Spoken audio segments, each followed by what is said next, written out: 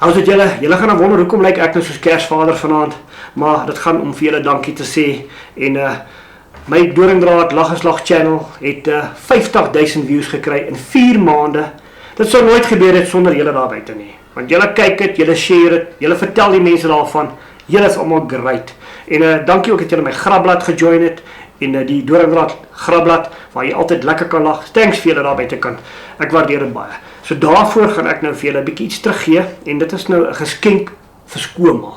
Nou kyk, 'n skoonma is 'n baie snaakse ding. Sy kom net om te kom kuier aan wanneer sy kom kuier. Veral oor Kersfees. Sy kom ons nie net vir 'n dag nie. Sy kom ons vir 'n week. Tasse is gepak. Nou die eerste ding wat jy doen as skoonma kom kuier, is jy knip jou hond se stert af. Maak nie saak of hy chunk nie, jy knip sy stert af. Die rede daarvoor is, daar moet geen tekens van blydskap wees as skoonma kom kuier. OK, julle het daai.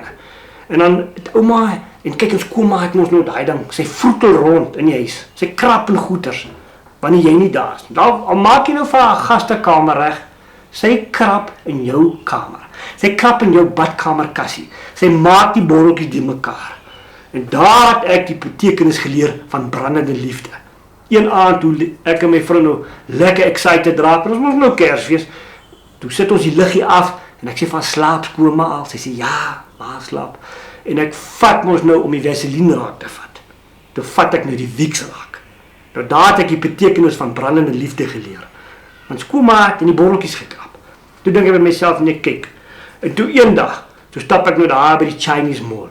En nou daar kry ek mos nou hierdie wonderlike geskenk vir skoonma.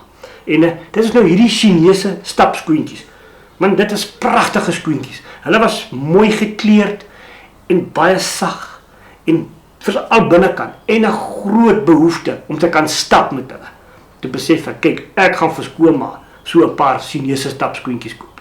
En ek het dit vir haar gekoop en ek het dit vir haar gegee vir Kersfees en mense, toe sy dit aantrek, het sy dadelik begin stap met hulle.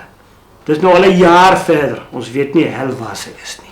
Nou daar sê mense, lekker Kersfees vir julle, ek hoop julle geniet nog die kanaal, vertel hulle vriende daarvan, en ek hoop ek sien julle by een van ons shows.